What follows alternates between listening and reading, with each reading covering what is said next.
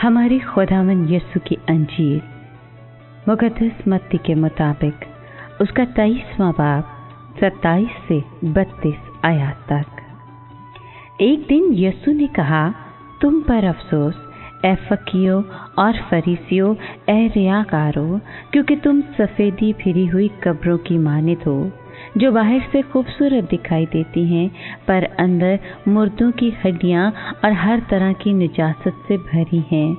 इसी तरह तुम भी ज़ाहिर में लोगों को रास्त बास दिखाई देते हो, मगर बातिन में रियाकारी और बेदीनी से भरे हो। तुम पर अफसोस ए फकीरों और फरीसियों, ए रियाकारों, क्योंकि तुम नबियों की कब्रें बनाते और रास्तबाजों के मज़ार आरास्ता करते हो और कहते हो कि अगर हम अपने बाप दादा के अयाम में होते तो अंबिया के खून में उनके शरीक न बनते। इस तरह तुम अपनी बाबत गवाही देते हो कि हम अंबिया के कातिलों के फर्जंद हैं। बस अपने बाप दादा का पैमाना भर दो। पाक कलाम के पढ़े और सुने जाने पर खुदावंद की बरकत हो, खुदा का शुक्र हो। अजीज दोस्तों, आज की तिलावत में यीशु की तंबीह और मलामत अपने अरूज पर है। यीशु दिखावे और रियाकारी की मजम्मत करता है। अब वो रियाकार फरीसियों पर सख्त अफसोस का इजहार करता है। यीशु उस शहर पर अफसोस का इजहार करता है जो उसे बहुत अजीज था।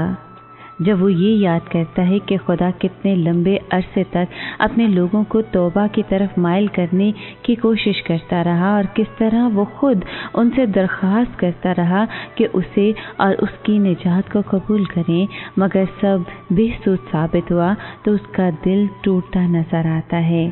ये ठुकराई हुई मोहब्बत की चीखो पुकार है कि देखो, तुम्हारा घर तुम्हारे लिए वीरान छोड़ा जाता है।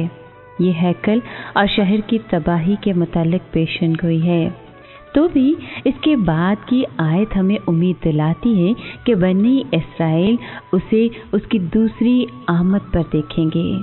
यीशु इसी दिन शहर से चला गया और जुमेरात तक, जो कि आखिरी खाने और पकड़वाए जाने का दिन था, वापस न आया।